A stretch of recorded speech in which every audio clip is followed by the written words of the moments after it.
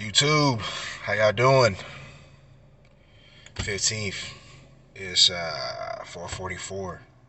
I don't know if that has any specific meaning, but I noticed I ended up hitting uh like either 11:11 or 12:12 or 4:44. Those numbers pop up a lot for me. I'm not super superstitious.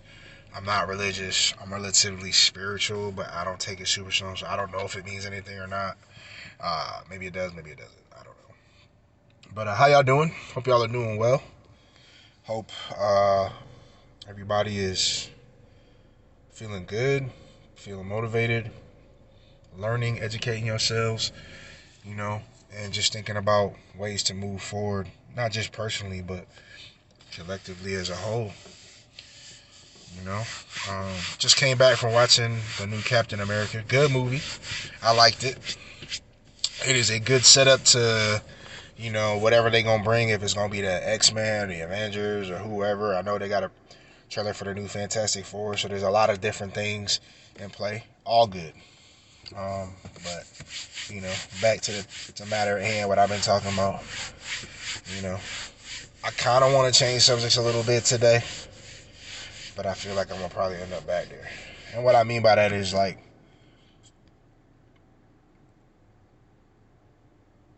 I don't want to talk about Trump or Musk. I want to talk more about, and not so much myself, but black people as a whole. And not to shit on us, but I think what happens is when we call out traumas or criticism that we experience in our own community because of how we've been shit on in the media and in the public eye, we take everything as an offense. And I understand that. But I think, especially now with what's going on in the world, where there's clearly a political attack in I would say almost like a media or social media attack on black folks and minorities. And some of those that are attacking the black community are black folks and other minorities. And I say that some, not all, because it seems like everybody's under attack. And in that process, they're attacking everybody else. And I'm like, that's not good. That's just chaos. Now, there are people I think that want that. But we don't have to really pay attention to the outside factors. If we can deal with the inside factors, it will make us stronger at dealing with the outside factors when we need to pay attention to them. And what I mean by that is, as black folks, and it's something's heard a million times, we're not monolithic. And it is true, but I feel like that term has been used to dismiss. It's used to bring knowledge to the fact that we don't think all the same, but also dismiss the fact that maybe not because we don't all think the same, but because of like the trauma or pride or whatever that also comes in with that we there's conflict there that needs to be addressed. And what I mean by that is, whether it's fine or not for us to be individuals, that is the reality of who we are as black folks. We all don't come from the same walk of life, though many of us come from very similar walks of life. You know what I'm saying? We all don't experience the same things in life, though many of us do. We all definitely don't think exactly the same, though I think culturally black people do tend to move very it's almost like, as much as we are individuals and we self-proclaim our individuality, pardon me, you can tell by the way we vote, the way we dress, the way we do things. We like to definitely move like a unit, but it almost seems like we move like a unit for the certain things, which I wouldn't necessarily say are bad. But when it comes down to sometimes the most important things, instead of us moving like a unit, we move more individually. And what I mean by that is, like, the vast majority of us, we fuck with hip hop. The vast majority of us, we like Kendrick. Some of us like Drake, And those are things that make us feel good or make us feel elevated and stylish or right, which is cool, because I think there's nothing wrong with that. And I would almost say it almost tells about how us as black people emotionally attach ourselves to things that make us feel good. And I don't necessarily think that inherently is a bad thing, But I do think that it can become a pitfall in certain situations, because when it comes to moving as a unit and things that might not make us feel good but might ultimately be best for us, we tend to start bucking and heaving and hawing with each other over it and trying to one up each other. And I'm like, that's not really good, because it's okay to have differences of opinion, but we need to have we need to learn, I would say, as black folks, and I say this as a we because I'm black and I'm not perfect. I know I've had interactions with other black people where we're trying to move in a positive direction, but our egos and our pride and our spirit and our passion create division.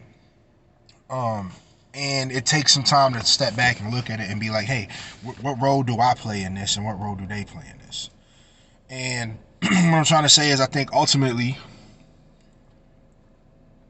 the vast majority of us want the same thing, and what that is we all want to live good, we all want to earn well, and we all want to shine in our own light and do well. I think some of that's been warped by living in America and the society we live in. And I would say more so American than other countries, because America is super individualistic. Everything about us is me, me, me, me, me, not us, us, us, us, us. Um, Whereas if you go to other countries and you talk about other countries, a lot of that's a little bit more collective. And there's many reasons for that. Like, one, most other countries are really homogenistic, you know what I'm saying? Even though there's a lot of cultural diversity in the world, if you go to other countries, they're not as necessarily diverse culturally, racially, intellectually as America is. And they don't necessarily have the same history. Even though there may be racism or oppression there, it usually works a little differently to how it works in America. And as I think also part of that reason for that problem is that historically black people have come together, and during those times people have laid their differences down. They definitely have. They saw the greater good. You know, people may not have necessarily disagreed, but they were able to realize that we got to move unified in one direction to achieve our goal. And then what happens is, you know, in the case of like people like Malcolm X, or Martin Luther King, or Huey P. Newton, all these guys, you know, I think there's a little bit of bitterness because some people felt like, hey, my idea might have worked. Your idea got us here, but then you killed it and everything fell apart. And I think that's just my way of thinking about it. I don't want to say that like I can prove that. That's just my take on it. And I think what I'm saying is, I think some of that wholesome resentment, and people go, you know, that ego gets in there. Oh, I could have done it better, or I could have done it better than this guy. I wouldn't have died, or I wouldn't have got this. And what I'm trying to say is, I think that there's a little bit of that to play. Now, I could be wrong. I can't read everybody else's mind. And I'm not going to say I know every black person on this planet. I damn sure don't. But from what I've seen historically, what I've witnessed interpersonally with my interactions with my fellow black people, you know, and what I've heard and what I've seen, I think there's something of that there. And what I mean is, Trump is forcing us to collectivize as a people again and come together. But I don't believe personally that we're doing it fast enough or cohesive enough. And I say yet. And the reason I say that is because it's almost like we're being forced together because someone is collectively coming to attack us. But we haven't come to terms with the fact that, like, you know, we've been living, you know, for a while as like individuals, you know, and living in a while of like one-upmanship and who's the best and this, that, and the other. You know, if you're a black person, I don't know how many of y'all know, but or have experienced it. Like where I live, there are a lot of black people, but there's a lot more white people than there are black people here. And sometimes when you in like work environments or social environments, you may be the only black person. And what happens is, or at least what I've witnessed and what I've experienced, and I can't say this happens all the time because it doesn't, but it's happened frequently enough that I think it's a trend, and it probably needs some level of addressing, and that's something that we should probably think of and work on for ourselves. And what that is, you know, that tokenism. I think some black people feel like, you know, I'm the only black person here, and they feel threatened when another black person enters that space. Almost like, does my status in this group, is it now challenged because there's another black person here, or, you know, whatever. And I think that's some kind of conditioning in white supremacy. You know, I can't really elaborate on it too well because, like I said, this is just what I've taken and observed. I haven't really read into it. But I think other people have experienced it because I've heard other people express similar things. Like, you that one black person in that group, and then you see another black person, and then some, and I won't say all because I don't believe I've ever felt this way, because when I think back of times when I've been the other black person and another black person pulls up, I remember always trying to be like, oh, there's another one of us, let's go. It would be better to have more of us than less of us. But I've also experienced even doing that where that person saw me as the enemy. And I understand why to an extent, because I've also been that one black person coming into a group of people where there was another black person who might have been in a position of authority, and they saw me as a threat. Only because I was black and they knew what they had to do to get to that position, and they don't want to be usurped by another black person for that position. And it may have never, and it was never that intention. It was more like, cool, there's a black person here, we can work together. And I think culturally what America has done, it has been very successful at pitting us against each other in positions of power and positions of leadership, because there are so few of us, even though there's way more of us now. But we've had to work so hard to get to those positions. When one person gets there, instead of them seeing an ally and raising them up, what they'll do is they'll see a threat. And that's because, white supremacy and all this other shit have used other black people against other black people to undermine their positive movements. But I think the takeaway for some people has been that reflects every black person in that situation, and it's just not true. You know what I'm saying? Or even interpersonally in black groups. I'm not gonna call out no names because I don't think that's necessarily necessary. I don't want to bring light to that individual person because I don't think they're inherently wrong. And what I'm trying to say is this is more about us understanding that and not applying it in every scenario like that, so that we can be more unified. And what I'm saying is, like, there's this new app called Fanbase. Great app. It's amazing. People should check it out. And because it doesn't use the algorithms, it is free for everyone to use. And they really do push free speech. It was created by a black dude. It has a lot of black creators on there. I want to say from my experience on there, I predominantly dealt with only black people on there, which is great. It's a platform for black folks to come in and not feel like we got to deal with the algorithm and all this other bullshit that could be undermining our work on there. And I don't go too heavy on it, not because of that, but because me personally, I'm trying to stay away from social media to a certain extent. And the reason being is because I think by its nature, social media, if it isn't a conscious effort to push it in a positive light, that is really what I mean positive is actively promoting and creating positive outcomes for its constituents, not just in a monetary or popularity sense, then it's probably not really good for us. Now, fan base is different because it doesn't use algorithms to push people controversially. It's basically done by the people, and that's awesome, and that we need more of that. But what I've experienced on there is there's a lot of people, and I won't say all because the vast majority of people on there I've met have not been like this. But I would say that there's a small element of people, which I think they come from other social media, and they bring that same mentality over there. And if you're just out to make money, if you're just out for popularity, guess what? You're doing the right thing, and I understand. But when you take it into the context of the political climate we're in and what is needed to protect people's ability to do that, we have to shift gears, in my personal opinion. And I'm fine if I'm wrong, that's okay. Someone can come in and say whatever. And I know some people might say, like, you're going to tell us we shouldn't make money or do that and the other, and that's not it. I'm not saying that. But there's more than one way to make money. People have shown it. And I understand on other platforms you have to be the most outrageous or the most whatever. But I was like, that doesn't work when you're trying to build a community and do something better. Now, you can build followings if you repeat a lot of bullshit. We've seen it happening.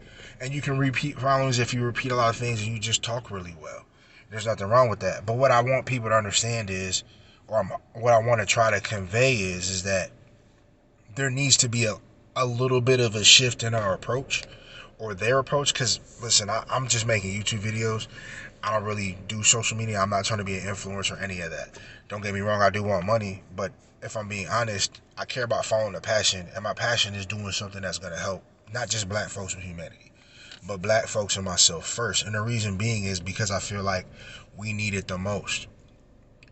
What I think of as black people is we are inherently the most influential. We are inherently the most powerful people to move nations and make things great for ourselves and others. But because of what we live through, at least as Americans, black Americans, or the black people in America, it also pushes us into these highly individualistic ways of doing that, because that's how we've been able to do it. It's been easier for us to get to higher echelons when we cut away from our brothers and sisters as a whole, for some of us, than it has been, moving in the community. Whereas other people who move in the community, they have that support all the way around.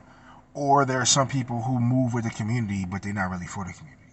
They use the community to get there, and then when they get there, they just turn their back. And all those things, we have to find a way to minimize if we can't outright do away with. And what I mean is, we have to be cognizant, not just the people listening, but the people creating, or the people out there speaking, of what's the end goal? What do we want? And if you just want money, that's cool.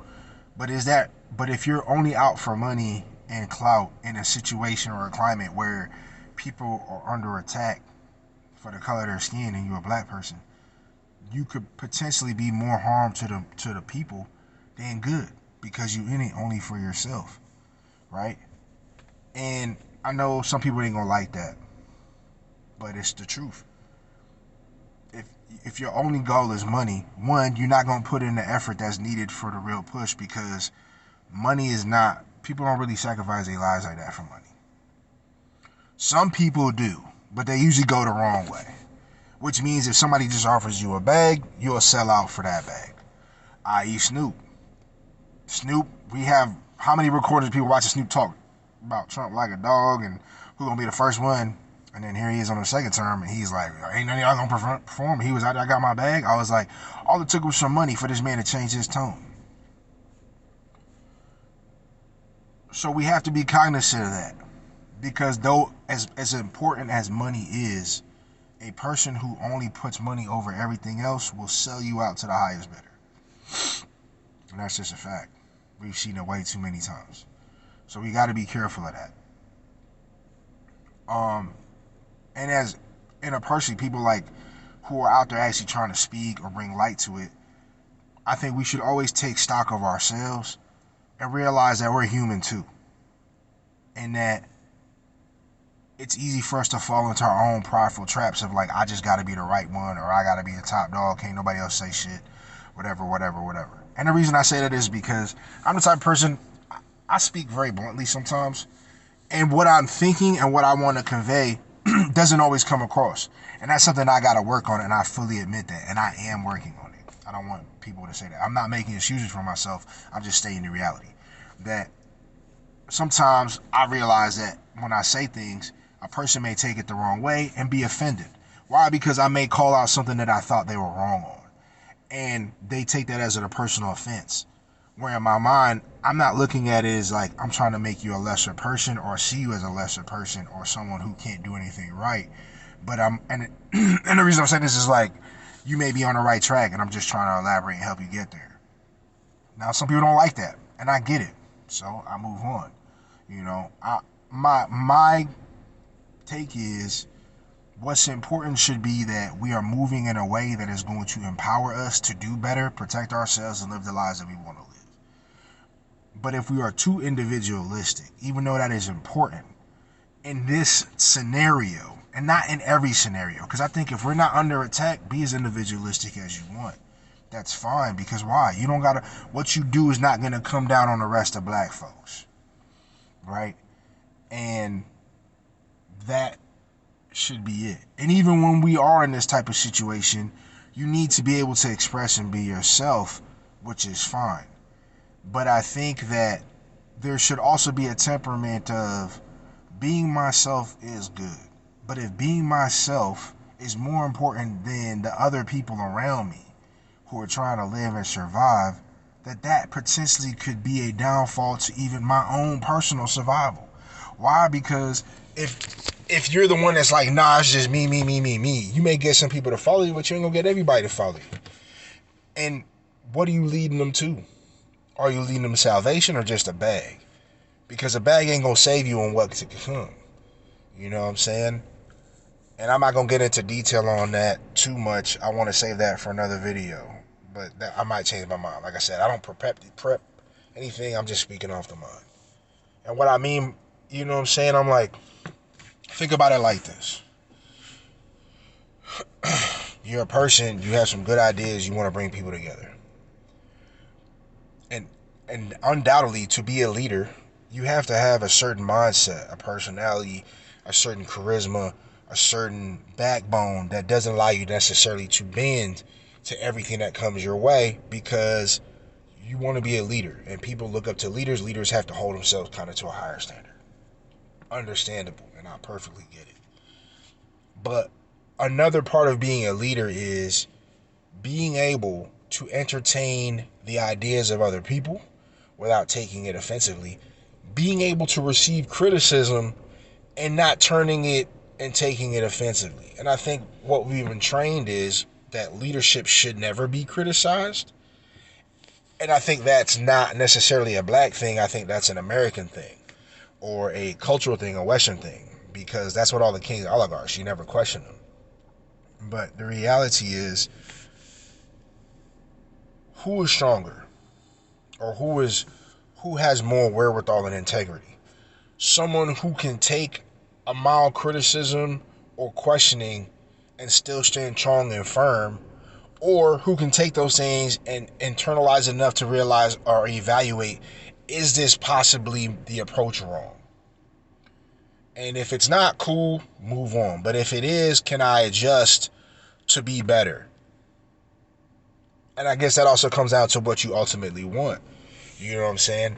And what I'm saying, and I guess what I mean is, there are people out here who want to use this opportunity. Not all, but there are people out here who want to use this opportunity not to honestly bring about a better life for black folks and people of color and minorities, but want to use this time as a position to gain power and influence for themselves. And we have to be very cognizant of that, right? And the reason I don't want to call no names, because even though it may seem that way for some, it may not be that way for some. You know, some people are just really strong-willed. They don't take criticism well. They don't take anything well, and they take it as an attack. It doesn't mean they want power, but people do move similarly. So it's more of like, we have to be cool-headed, level-headed, pay attention to details, too. I think for a lot of us, we get hyper-focused on certain details. I've done it. So I'm not saying this when I say, and that's why I always say us, because I don't want this to come across like I see myself outside of it. I don't. I'm human like everybody else. And the reason I'm saying this is because I'm speaking about it is because it's something I'm working on as well. But somebody needs to say it, because no one's really saying it. I don't hear anybody saying it. And what I mean is, we get hyper-focused. I think black people are really good. Like, when we set our minds some shit, we just grind the fuck out, and we get hella hyper-focused. And it has served us well in many cases. You know what I'm saying? It's not necessarily unuseful. But we also have to understand the nuance of, there are pitfalls there. If we are too focused on certain details, we miss other details. Hence the, missing the forest for the trees, old saying type deal. And it's very easy when somebody challenges our thoughts to take that shit as a personal attack and get pissed off about it. When in reality, we don't take it personally. It's just human nature. Everybody don't think the same. People gonna come at things from different angles. So it's okay if somebody's like, you may be wrong there. All right, cool, whatever. We can talk it out. You know what I'm saying? I'll present, you present. If it's wrong, it's wrong. Whatever, we move on. But we can't allow ourselves, or we must do our best to not allow ourselves to emotionally invest in those things too much, because they're going to continually happen. What we need to do or what I would say this is what I believe we need to do because I'm implementing it myself, is we need to reflect on those interactions and learn from them so that we don't repeat them in the future. And that may mean we change our tone, we change our approach. If we're out for unity, then we would have to, because unity takes compromise. Unity takes trying to understand somebody else's thoughts from in their shoes as best we can, and trying to find some level of common ground.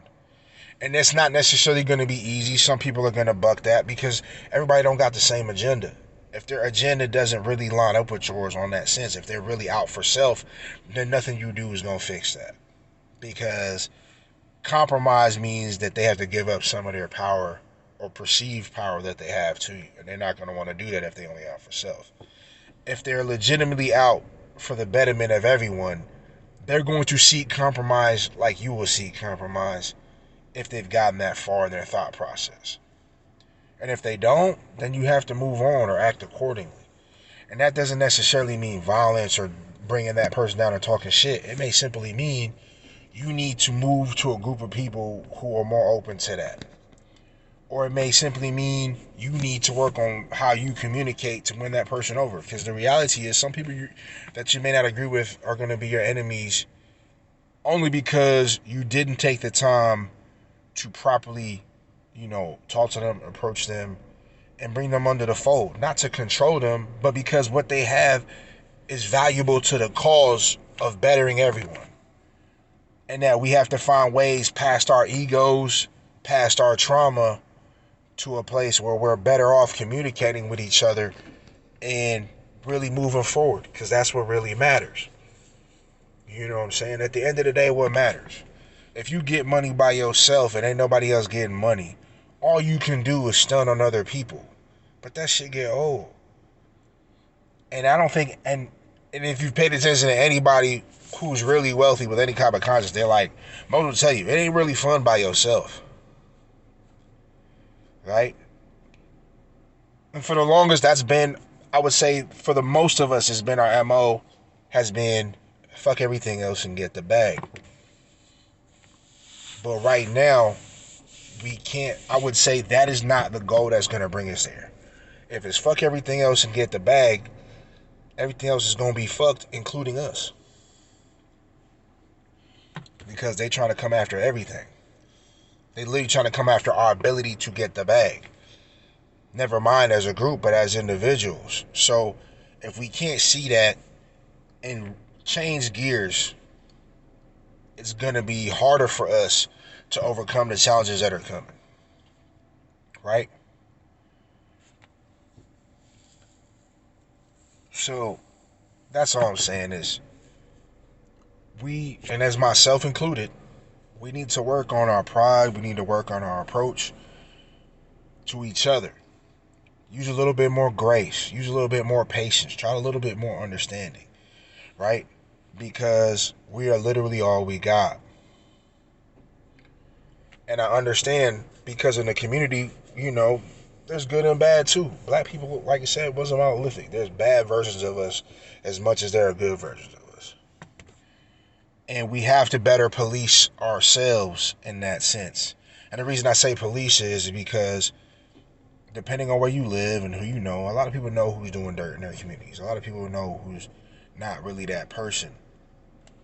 And instead of us going and trying to push that person to the white dude and all this other shit, we have it in ourselves to collectively come and deal with that person. And that doesn't necessarily mean violence. Maybe that means, that person listens. That person may have family and friends they listen to. Maybe has family and friends that they trust enough to converse with them and get them to change their thought process. And I think that should always be the first. We should always be in a sense of who can we bring under the fold that's already under the fold because they experience the same threats. Right? The enemy of my enemy can be my friend. You know what I'm saying? But we also be aware of some black people see other black people as enemies because of what black people did to them. Now, a lot of people be like, that's not an excuse. And to agree, I would say you're right. But the reality of it is, or the truth of it is that regardless of if that is an excuse or not, it's a reality of how people do things, right? And I've been seeing a lot lately, a lot of these people on YouTube, and I won't say a lot, but there's been a few. It's substantial enough that I can bring it up. A lot of people talking about, that divide between, black people, you talk white or this, that, and the other. And the reason I say that is because I've experienced it. Like, people can tell by the way I talk that I'm black, but if I'm not from the hood. It doesn't mean I was born with a silver spoon in my mouth and my people were wealthy. My father worked very hard and ran a successful business. He was able to afford us living outside of the hood. But I still am black. I still experienced, and pardon me, that was terrible. My car's doing weird shit. I'm hearing shit. He worked hard, but I still experienced racism. We still experience racism. I had a ton of black family. I'm the youngest of like 9 kids. My family is massive, so I experienced a lot of black folks in my life, but I also experienced a lot of white folks in my life. I experienced a lot of hate just because my parents took me to a school, put me in a school that wasn't in the hood. I experienced a lot of hate because I didn't talk necessarily as hood as other kids. They didn't realize that, like, at the end of the day, though, if the police look at me and you, they gonna see black. They not gonna see, oh, this kid came from the suburbs, or this kid didn't come from the hood and this kid came from the hood. You know what I'm saying? They gonna look at us both like black folks. When I go to a job interview, the only difference, oh, well, you don't talk like that, but they still see a black person. Now, everybody ain't racist, I know that, but at the end of the day, and I guess what I'm trying to say is because me coming in my background, where I lived on both sides, I find it hard to understand where some black people from the more affluent backgrounds start to dislike black people. Because I'm like, even if you want to dislike a lot of black people because they may have looked at you funny, I was like, they ain't the ones putting you in jail. They ain't the ones beating your ass up. They just like, you ain't cool enough. You know what I'm saying? And not only that, a lot of these black people, like, the MAGA black people, was like, you act like y'all ain't never experienced no racism. Like, never once in your life. Now, that may be true for some of y'all. And I find that hard to believe because it don't take much. But I understand how good this country has brainwashed people into only seeing racism as overtly. Like, if it ain't police beating your ass and motherfuckers in hoods and KKK masks and swastikas, then you don't want to see it as racism.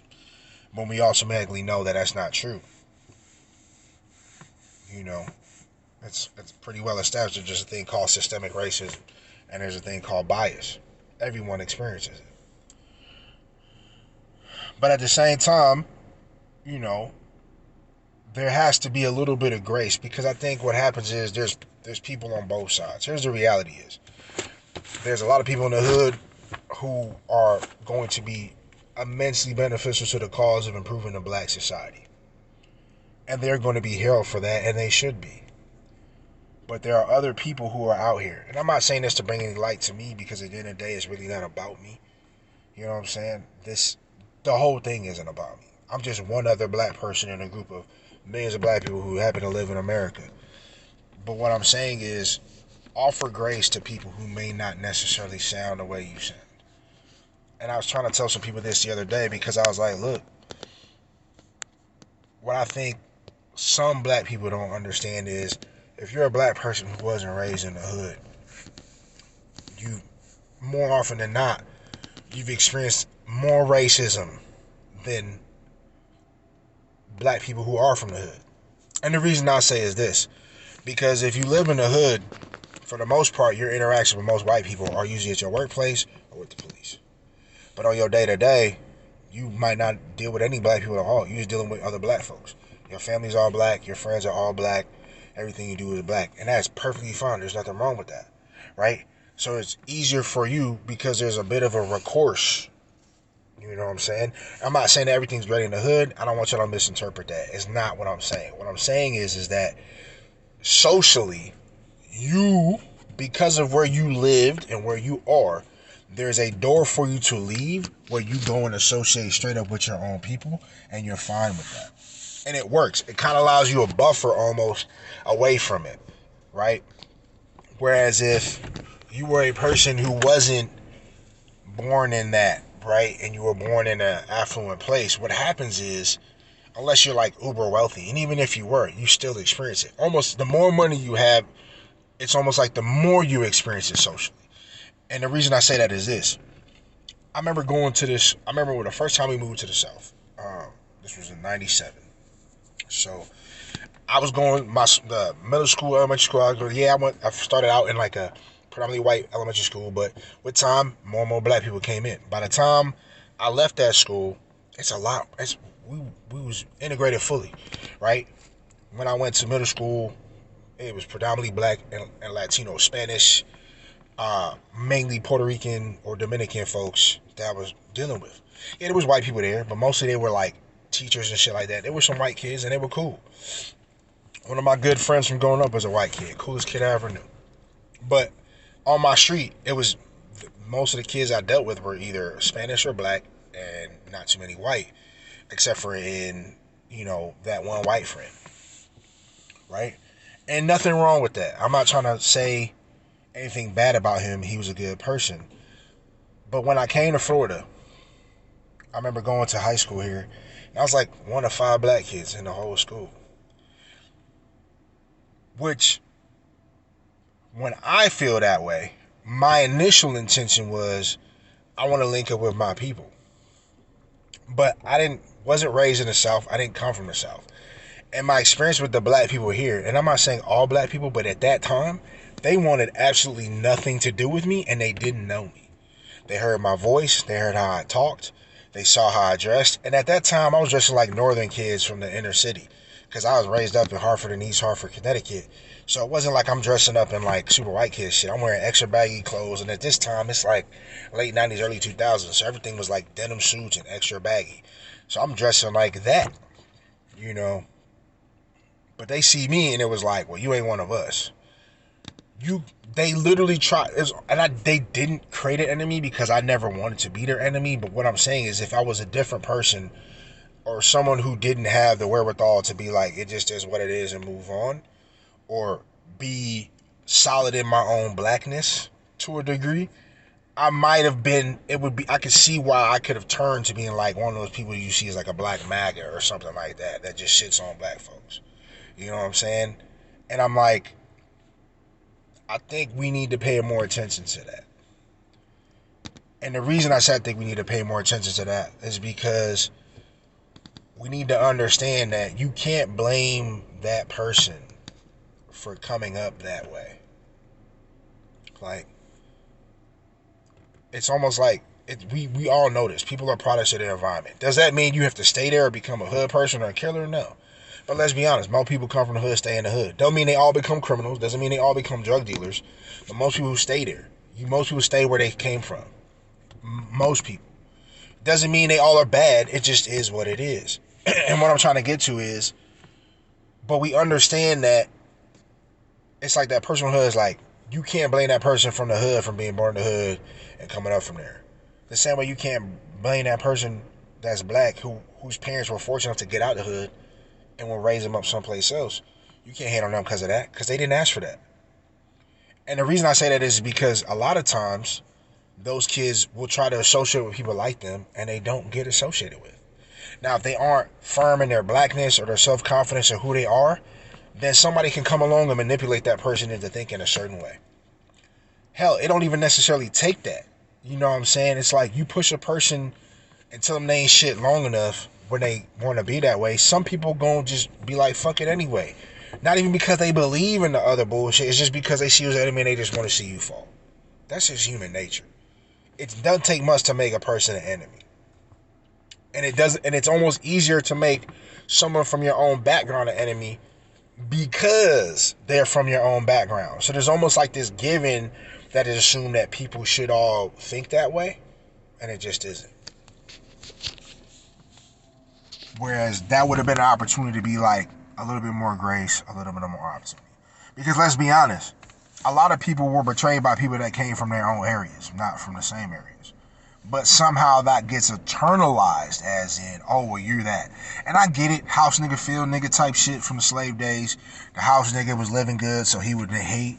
And I think what that has translated down to now is just like, if you're a black person who's been forced to be affluent, you're going to see yourself as a house nigga. And that just isn't necessarily true. You know what I'm saying? Like, every person ain't like that. And I'm saying this because I wasn't raised wealthy. You know what I'm saying? Yes, I grew up part of my life in better situations. You know, my father was doing good. We was living good. You know, we lived in an area that was a little bit more white. But that wasn't my decision or choice. That was his. And during that time, my father never made me feel white. Now, don't get me wrong.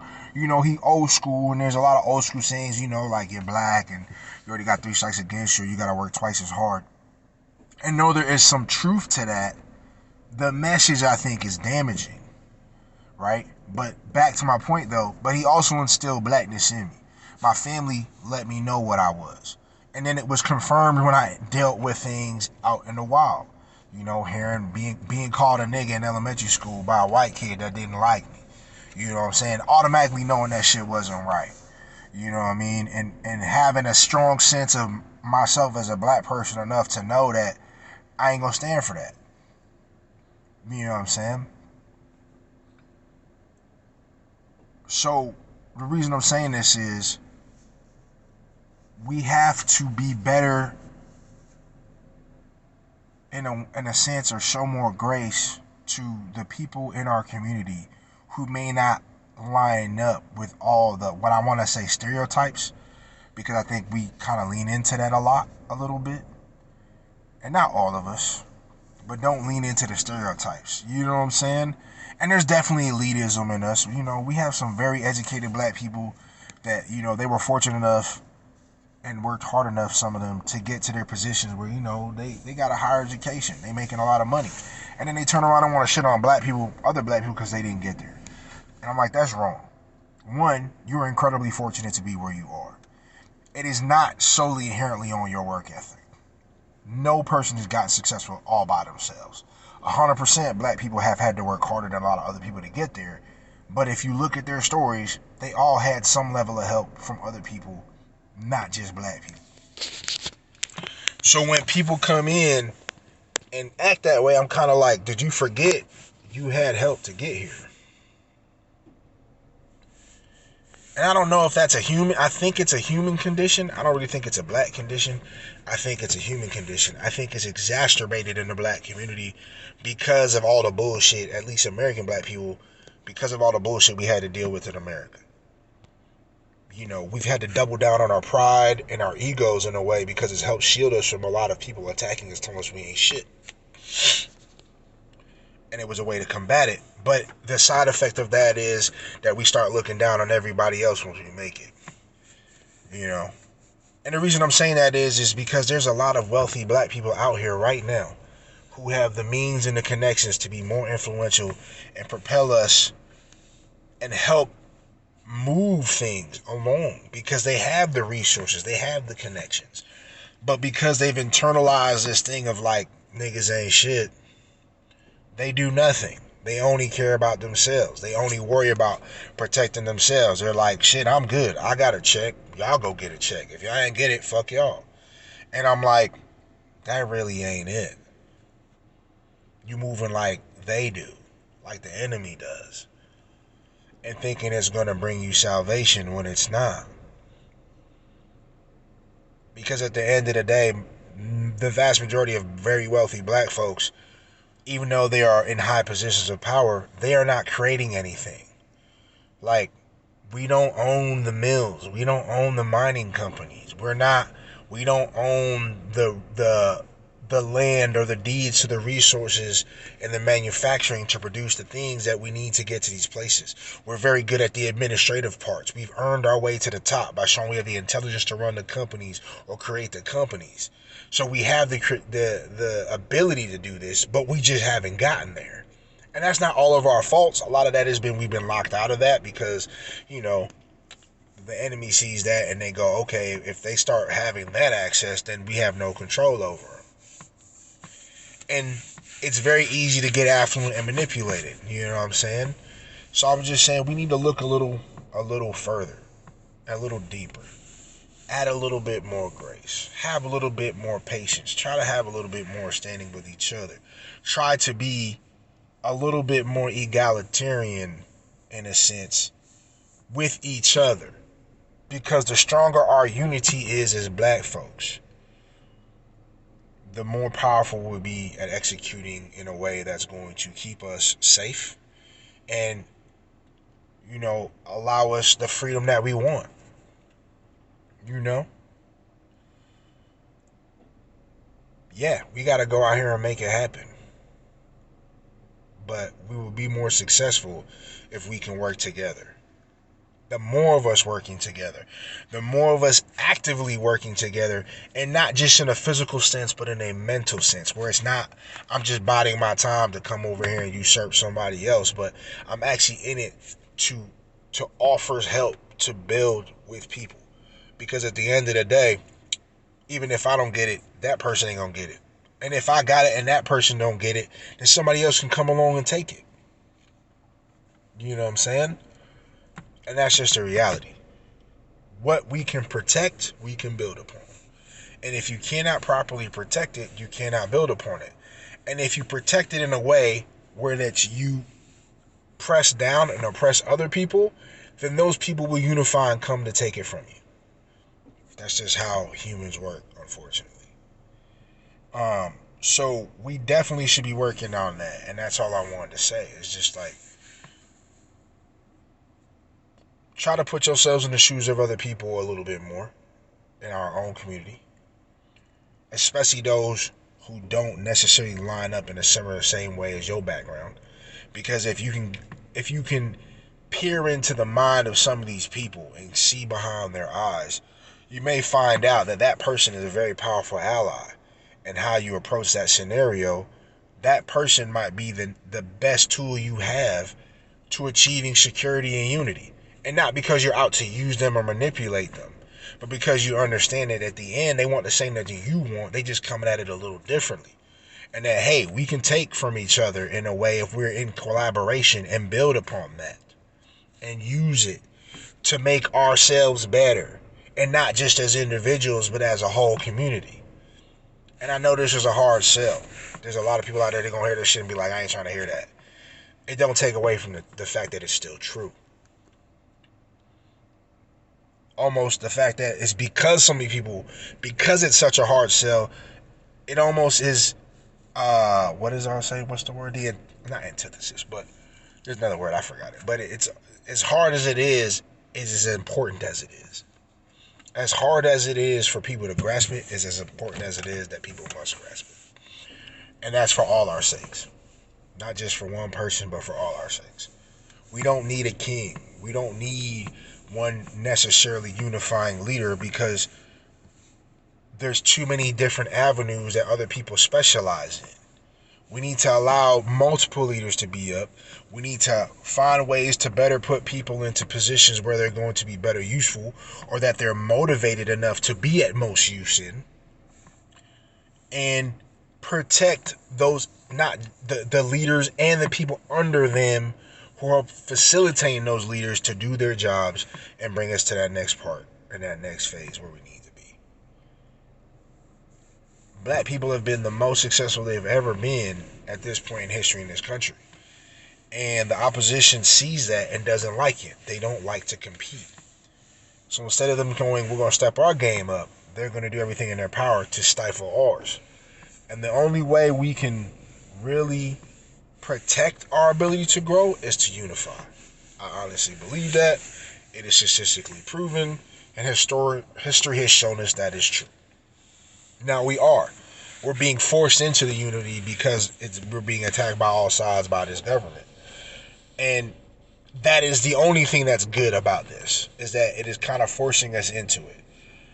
But because we're being forced into it, there are going to be people who are very reluctant to adopt it, and that could be detrimental.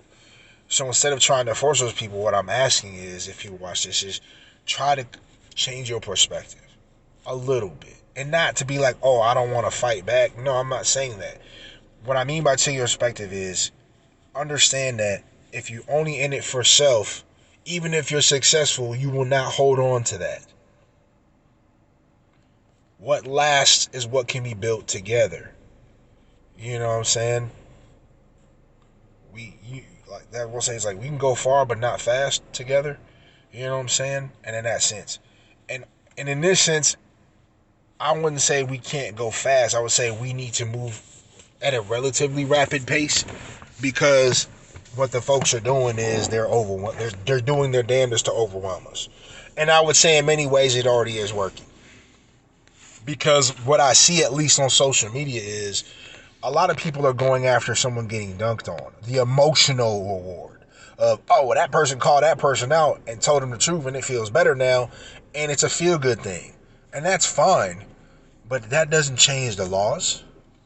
It doesn't change the policies, and it doesn't bring us any further in a tangible way other than the emotional win that's feel good, which isn't bad. We need feel good wins, but we also need effective, real wins that actually move the needle forward in our direction for positive change.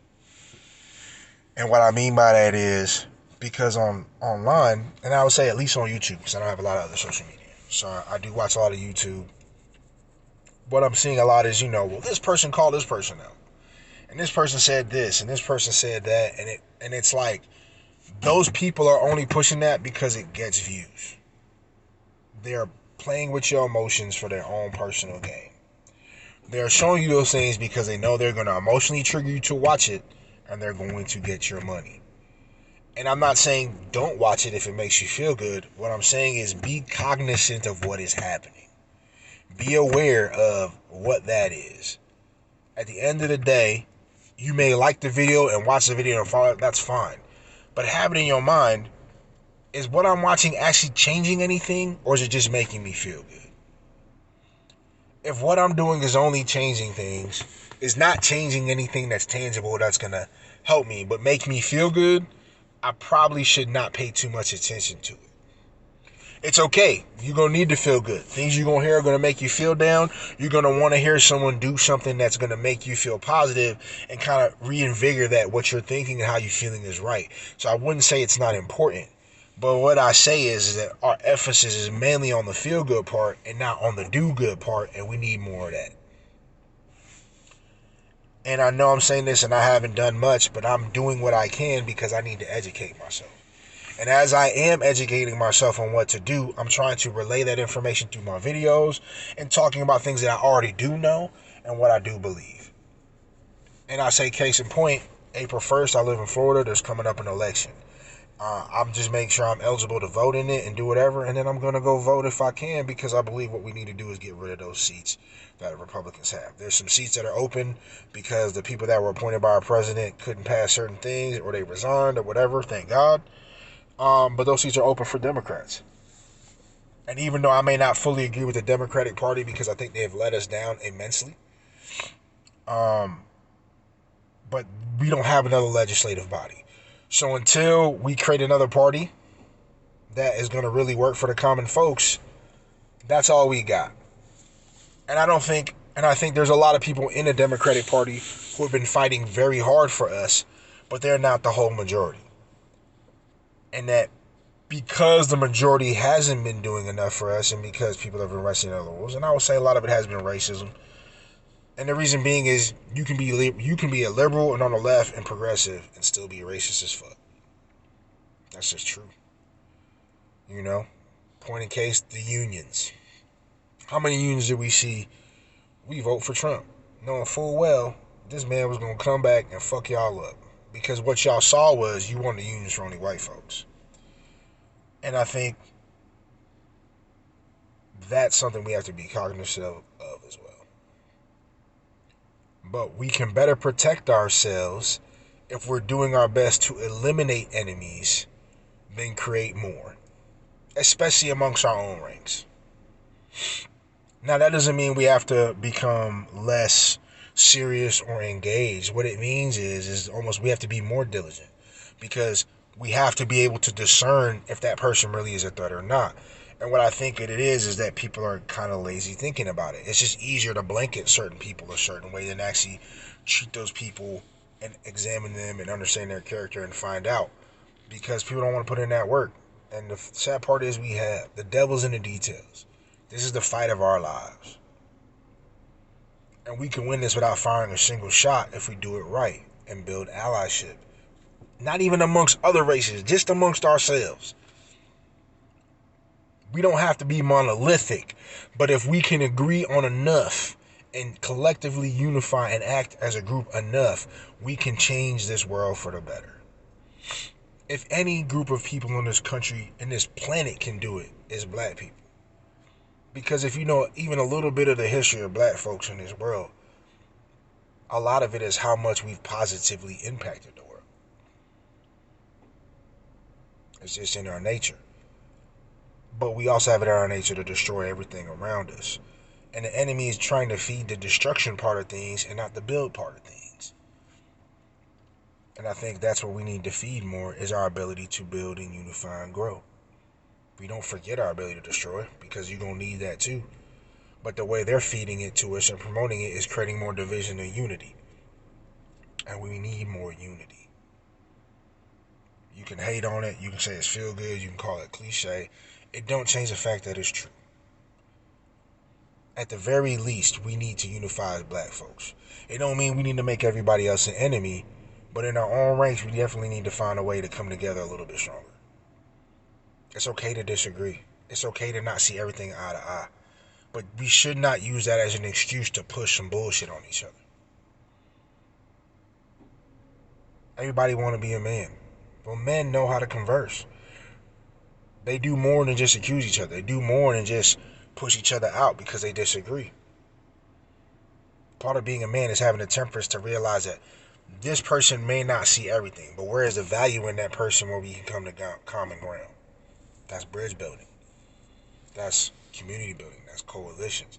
Because people are going to think differently. How do we better navigate the insecurities that other people have that may cause them to be a hindrance to the ultimate goals that we want to achieve for the greater good of our people? Are our greater good goals really going to be good for the people or just good for ourselves? We got to ask those questions. Really think about them. And once we figure that out, move. But that's going to take us moving. Everybody's got to do it, not just one group. We can't rely on somebody else or that one person. It's every individual person needs to take the time to think about that. Now, I understand that's easier said than done. It doesn't take away from the fact that it's still true. And I feel like nowadays, truth, as important as it is, isn't taken as seriously as it is. We've got to this place where who gives a fuck what's true? All that matters is what I feel. And that is a problem, because what it means is what you feel changes. It can change by the moment. What's true is true regardless. And it's okay to have those feelings, and they have a necessary part to play. They are important because your emotions can motivate you to do things and move in the right direction. But your emotions can also make you do a bunch of terrible shit. And they're easier to manipulate than the truth is. And we all know this. I'm not saying anything super profound here. We all know this. And I think because we all know this, we kind of take it for granted. So when people bring it up, we're just kind of like, I already know that and whatever. But I'm like, listen, we all know this. Don't take it for granted. It is what we're overlooking. We're not taking it seriously enough. And we should.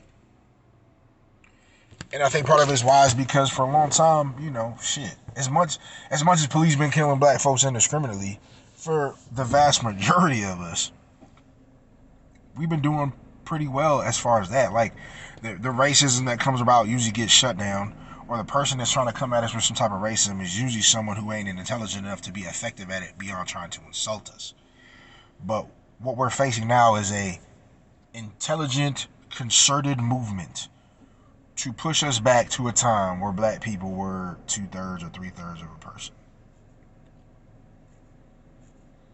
People are like, that can't happen.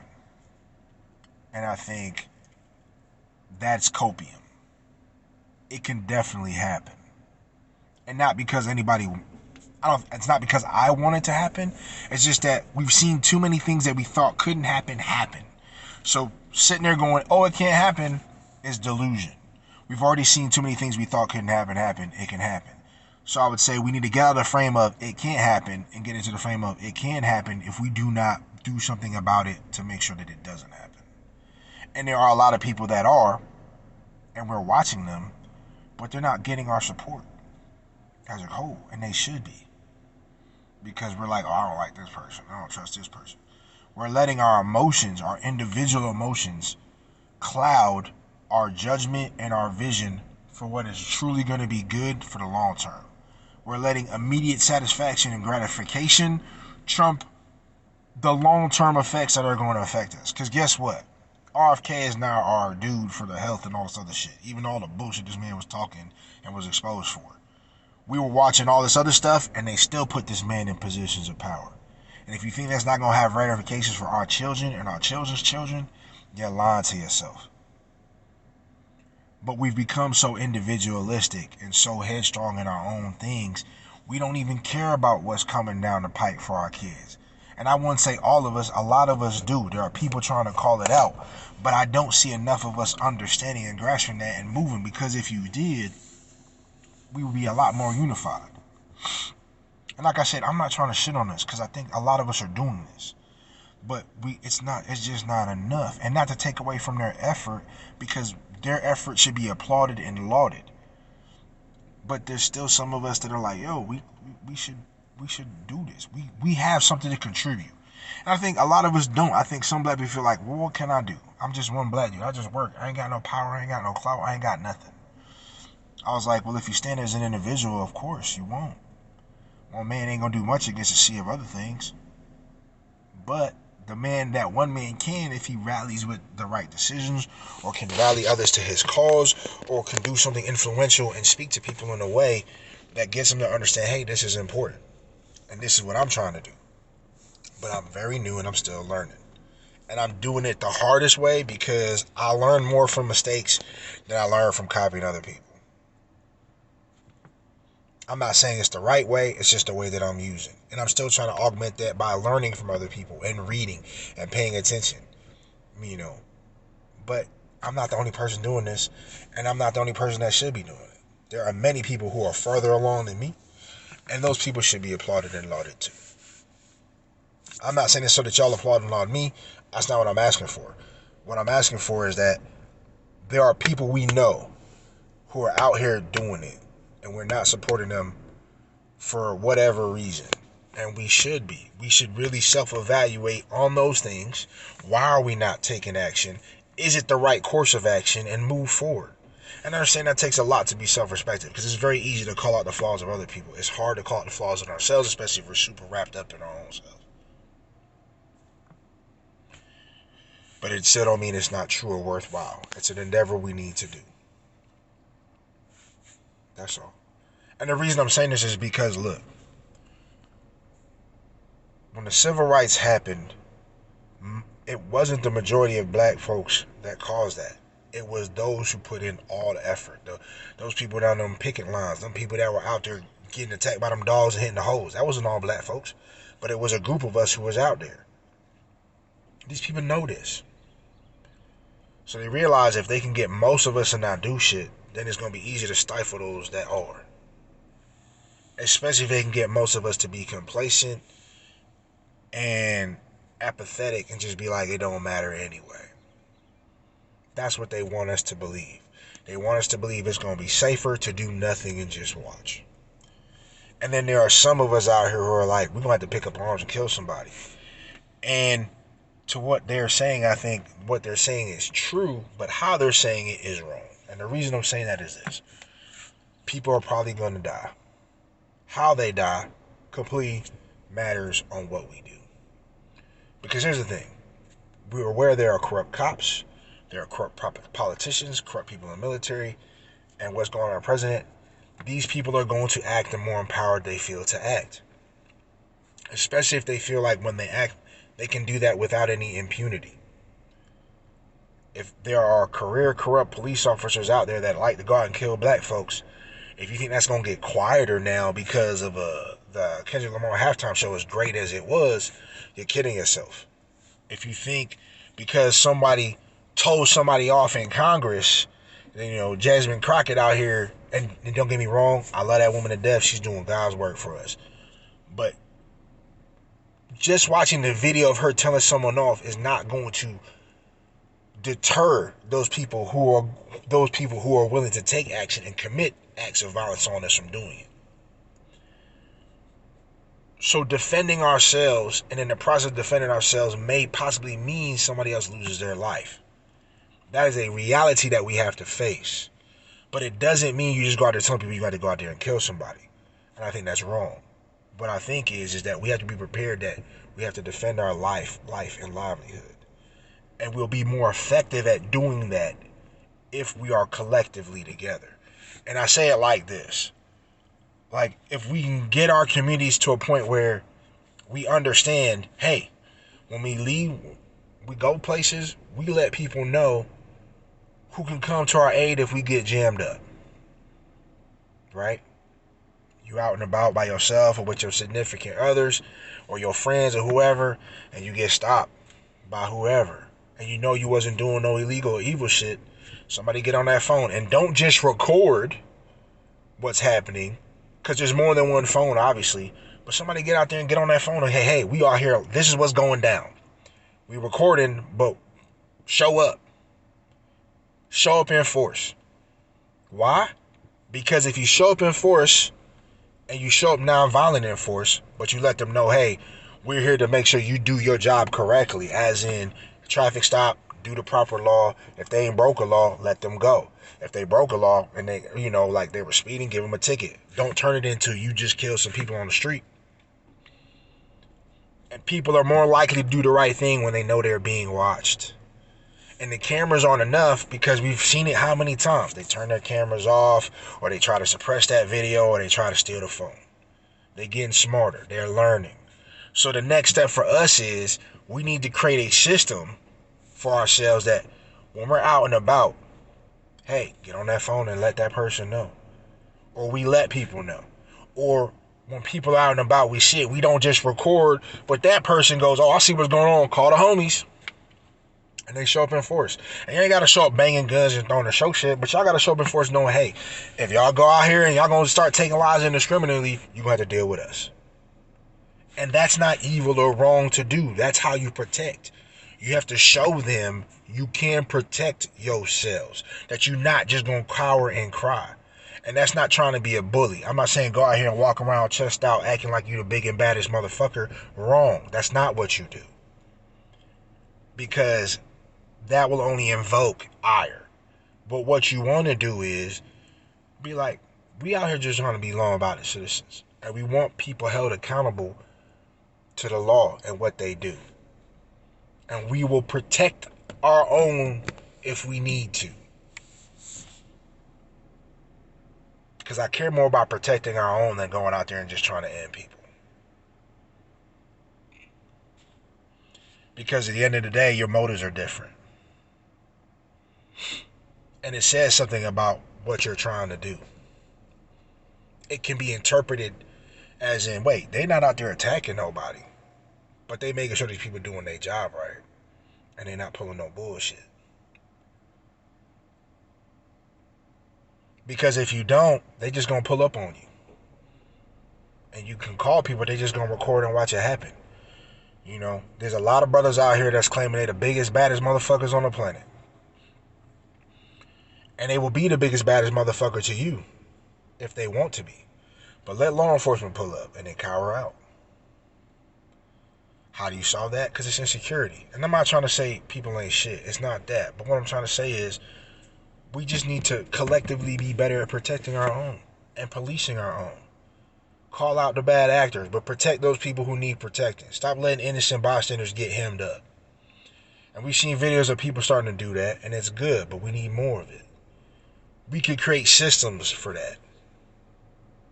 We've done it in the past, we can do it again. We can learn from where we failed with the Black Panthers, where we failed in our civil rights movement. Instead of just going, oh, we failed and they come and tear it down. Okay, well, we know how they did it. Let's learn and protect against that. Let's build inoculations against survasiveness and sabotage and manipulation. Let's build protections against those things. Let's create those things. So that when we do build these movements and they're moving, we have the security needed so that those people can't come in and sabotage that shit. We can protect it. That's what we need. This video has already been over an hour, so I'm done. But I thank y'all, whoever does decide to watch. I appreciate y'all. You know, I'm still new, still learning this shit. I ain't got a lot of views, but I'm gonna keep spitting this truth. Hopefully eventually this shit gets picked up and the algorithm, for some reason, you know, if there's a holy power there, it's like, wait a minute, this is the shit I need to push, and pushes it. And not so you can make me famous. I'm gonna say it again, I don't care about being famous. If somebody else does this and make it good, good for them, and I'll support it, because that's what matters. We protect our own, we move as a unit. We don't necessarily all gotta think 100% the same. It ain't like that.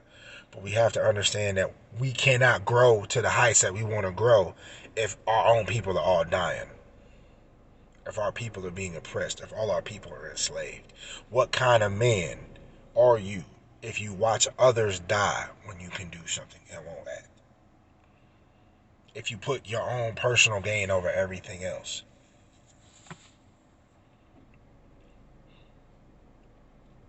We can't live like that no more. They're not going to let us. And if we don't understand that, they will end us. They're already trying. They're doing everything in their power. So hopefully this reaches someone. Hopefully it reaches the right people and they hear it and they take action and they move. And if they collab with me, great. Let's collab together.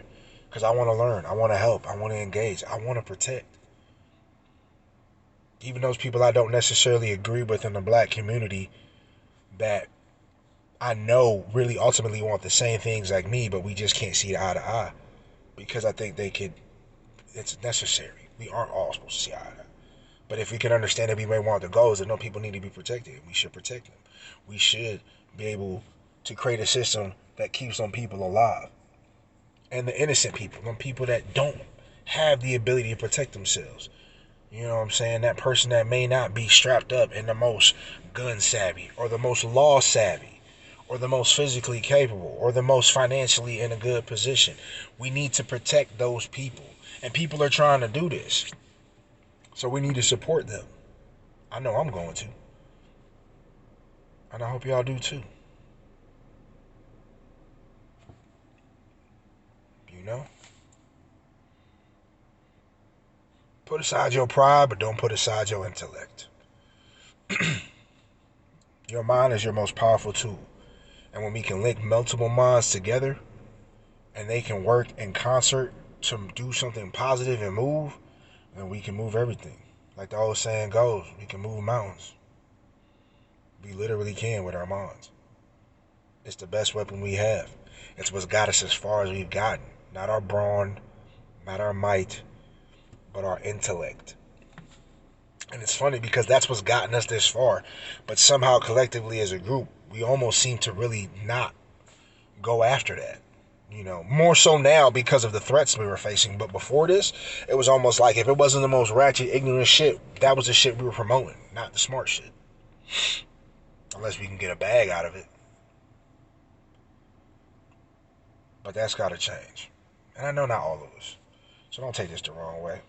If you've been listening to me for this whole hour, if you decide to watch, you understand, bro. I'm not here to shit on black folks.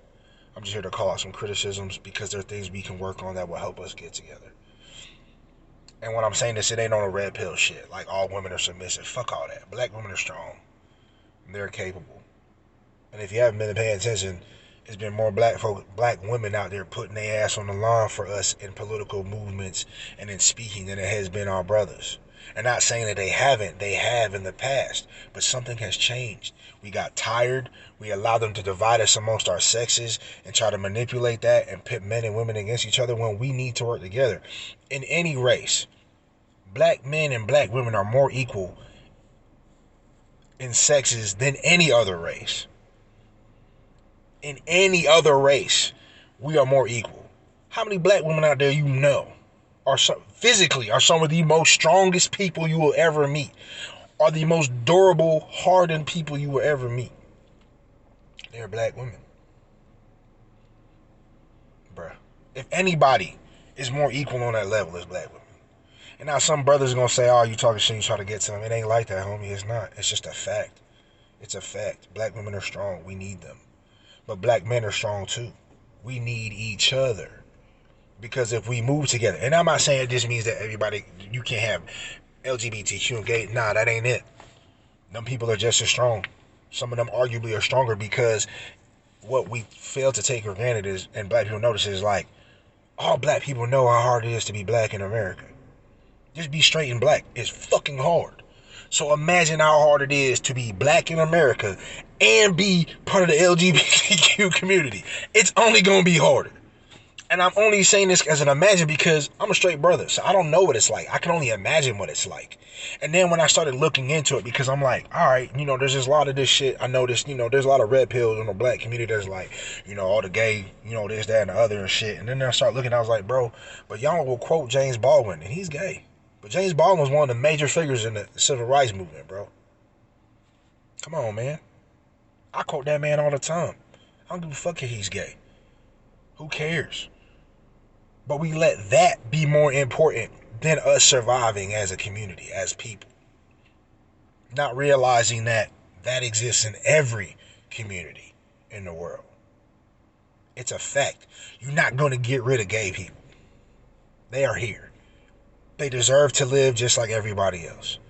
Even though you may not agree or understand it fully, they are still people. And there are some of them people that are out here fighting for us. They are fighting for you and me. There are gay people out here who are fighting for straight men and women, and some of us out here just shitting on them because they're gay. And I'm like, come on, bro. We got to look better than that. And it's funny because I know people going to hear this and not want to like it. They're going to be like, nah. And I'm like, well, just take some stock. Look at the history and research and understand. You've fallen into the trap the enemy has said that it's a psyop that they're trying to push this. And I get it, I'm sure there's some chemical shit going on that may have tried to turn more of us into gay to depopulate us. But that don't make that gay person that's black or LGBT person that's black an enemy, because that's not their fault if that's the case. They didn't choose that. That was forced upon them. Especially if there's someone who's out here trying to make it better for other people and speak on equality and rights for all people, because that's what we need. Hate is a powerful thing. It can do a lot. But what's done more than hate in this world? We just don't pay attention to it. Love. Love makes people sacrifice for other people. Not hate. Hate don't make you sacrifice for nobody but yourself. Hate means I'm going to do it all for me and fuck everyone else. But love will make you sacrifice everything for that other person.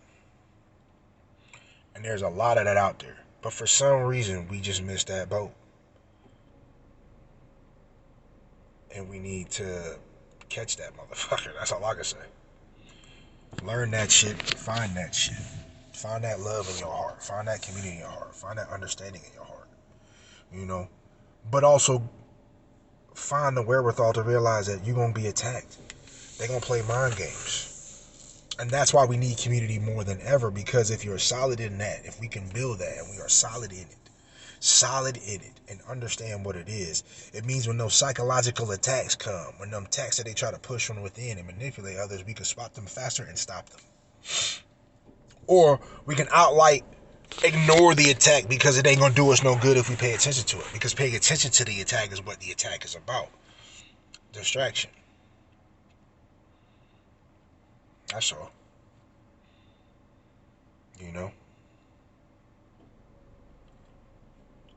And really understand, what I'm saying? Like, what is the problem? And I know that's hard. It ain't easy. Because some people, because of where they've been in life and what they've been through, they have a very solid worldview that they've created for themselves that is going to be very hard to change.